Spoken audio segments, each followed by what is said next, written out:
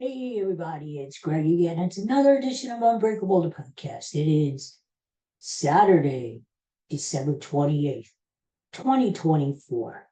Okay, so we're in that time, we're just hanging out between Christmas and New Year's, just hanging out. It's an odd time, isn't it? People go and visit each other during this time.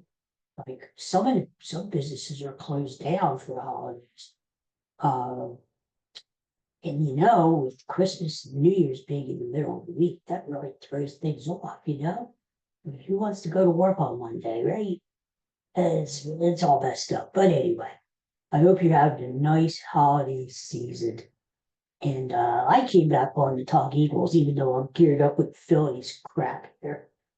Um, Phillies aren't doing anything, are they? They got that one pitcher from Florida, but really they're not doing much. I mean, although, I read a lot of stuff,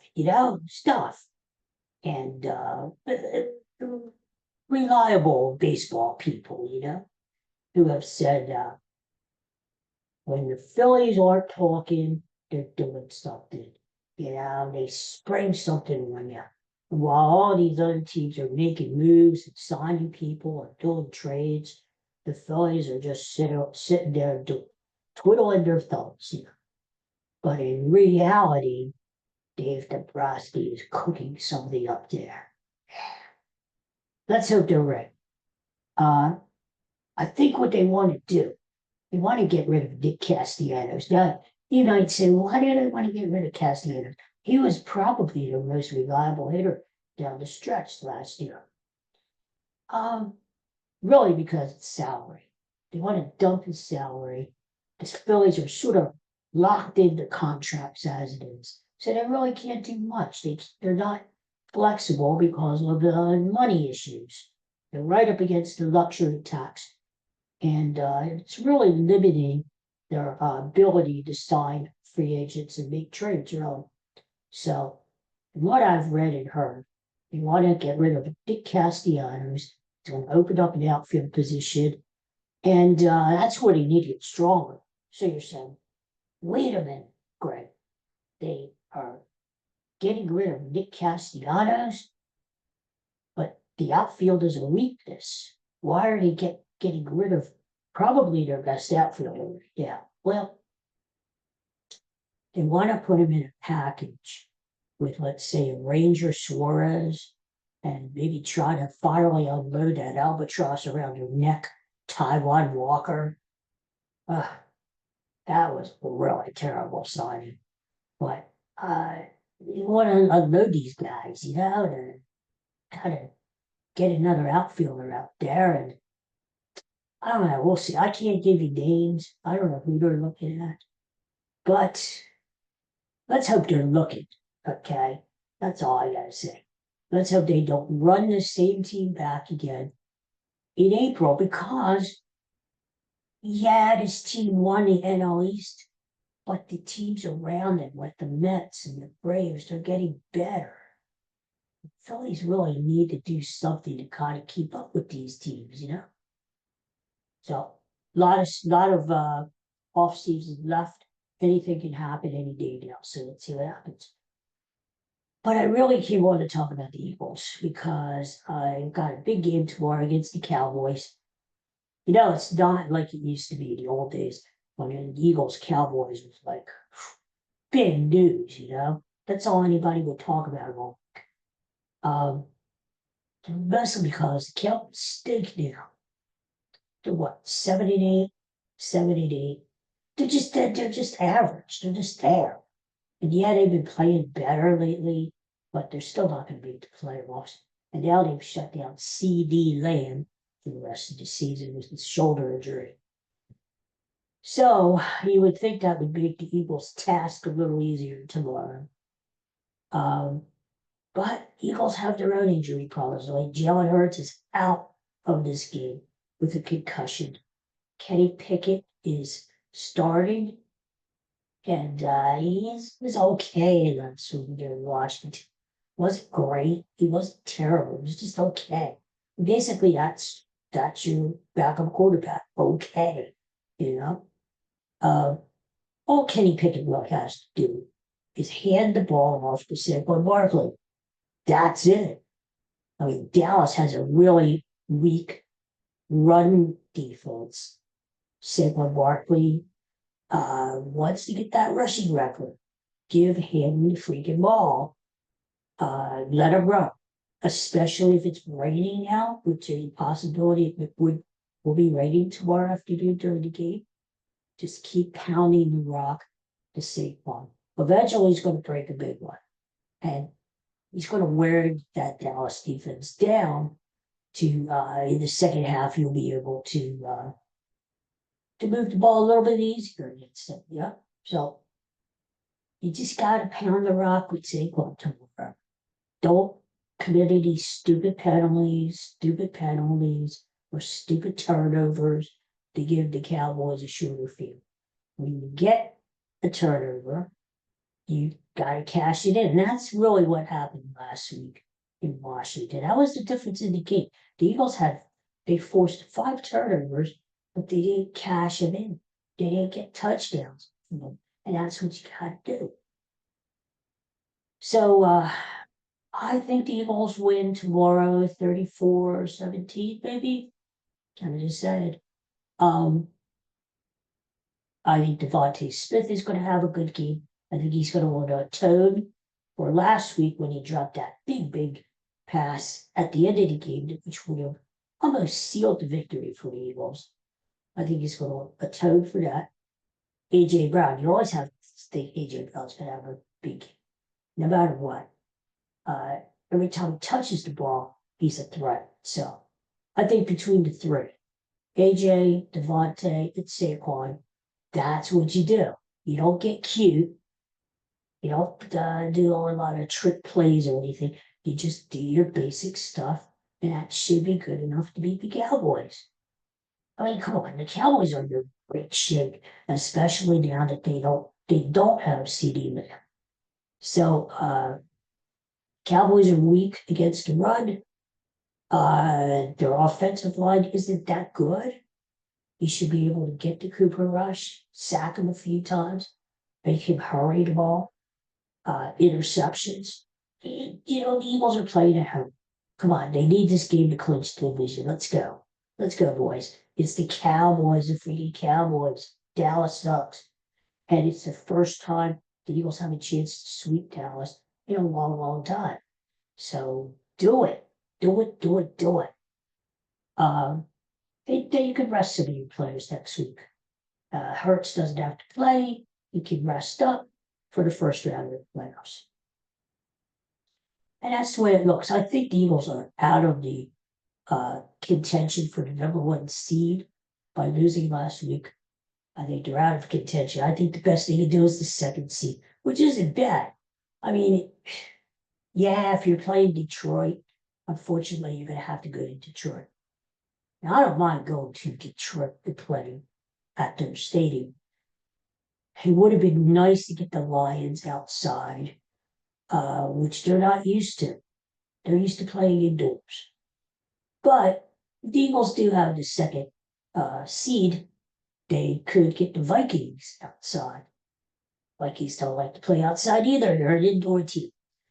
So the Eagles at least have 2 home games, right? Better than nothing. So I think the Eagles win tomorrow. I really do. I think they've got to keep things basic and use their superstars, Barkley, Brown, Smith, especially with Jalen Hurts not being available tomorrow. I think of all the old Cowboy games, all the when Buddy Ryan was around, big games with Andy Reid. Remember the pickle juice game and all those great games in the past. It doesn't have the hype as it does. That's the only thing. It's great that the Cowboys suck, but you kind of want the Cowboys to be relevant because it makes it more fun. It's always good to have a villain. But this year, it doesn't have the same spark. But hey, beating the Cowboys is always a good thing. especially in Philadelphia. So I tell you what, though, we've got 3 games today. As soon as I sign off, I'll be getting ready to watch those games. They're on the NFL Network. I mean, what the hell, better than like a Netflix or something. Did you see that? The NFL got their highest ratings on Netflix.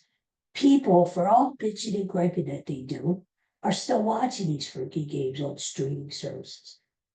Okay, if you insist on watching these games on Peacock and Netflix and Prime Video, then expect to get more of them. Expect to pay more. That's just the way it goes.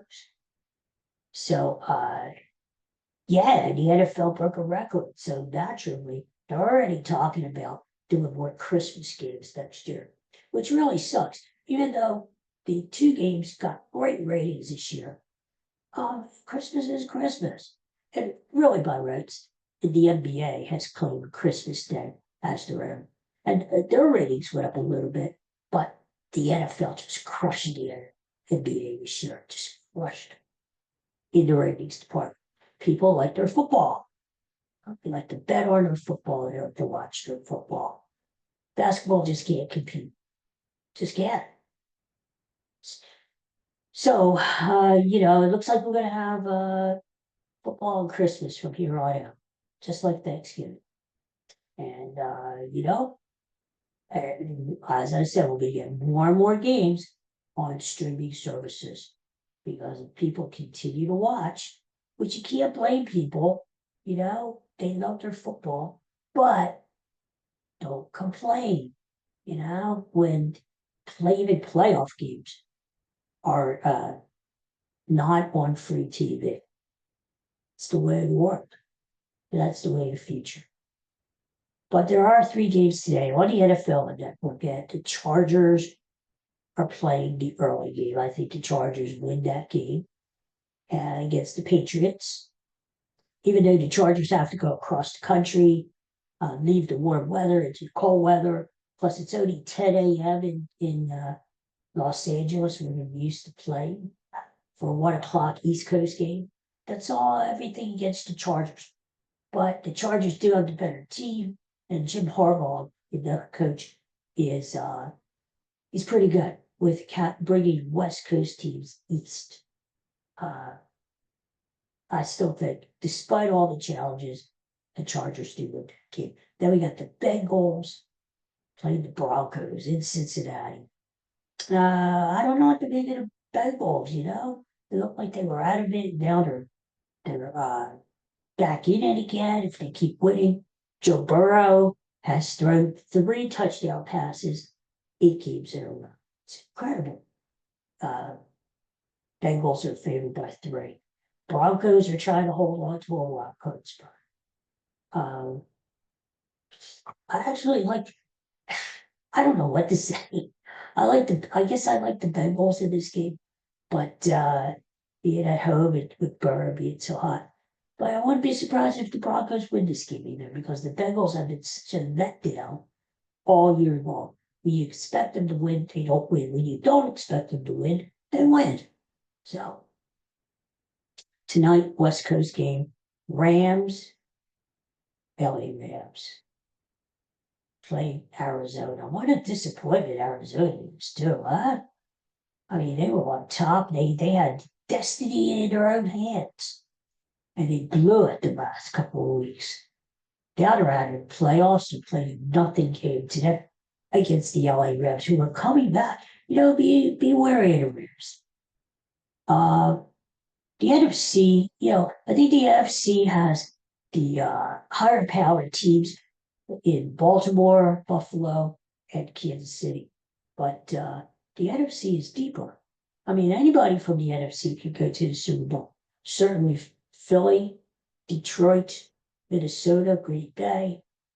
But look out for the Rams, because the Rams have experience. They've been there before. They've won the Super Bowl. They know what it takes to get there. They have a good running game, which you have to have in the playoffs. And they have a pretty good defense too. So look out for the Rams. Tonight they're playing. I think they should beat Arizona. because the Rams have something to play for. Arizona does not. The one game that I'm looking forward to, well, tomorrow, that Minnesota Green Bay game should be great. They're playing in Minnesota, and they're all lining up there. I think Detroit still has the upper hand as far as the NFC North, winning that division, perhaps getting the best record in the NFC. But the Vikings and the Packers are right there. That should be a hell of a game tomorrow. Vikings, Packers. But if you're a betting man or woman, uh, my recommendation, the game to look forward to is Monday night. You've got the Detroit Lions going to San Francisco to play the 49ers. I like the Lions, and the Lions may have something to play for. If they win Monday night, they clinch the NFC North, and they can get the number one bye. Even if they don't, because next week they have a big game next week against Minnesota, which may everything may be on the line, the NFC North and the number one seed. But I think the Lions are going to come and play. Why? Because don't forget, San Francisco knocked the Lions out of the playoffs last year. That's a game the Lions should have won. And Dan Campbell, their coach, kind of blew it. So with some questionable calls. I think the Lions take their revenge out on the 49ers Monday night. 49ers aren't what they used to be. They're out of the playoffs. Here again, we see a team that loses the Super Bowl, doesn't even make the playoffs the following season. It's the curse of the loser of the Super Bowl. Yeah, happens all the time. 49ers, Christian McCaffrey is out. They've got so many players who were hurt, both on offense and defense. They have nothing to play for. What are they playing for? The Lions, I think, go there and kick butt. And the line is very, very small. So we need 3.5 in favor of the Lions. The Lions could put up 52 points on the 49ers, the way they score, So that would be my pick of the weekend, is Lions. My overall pick, I think, you got to go with Saquon Barkley again, because he's going for that record, and I think he's going to get a big chunk of it this week.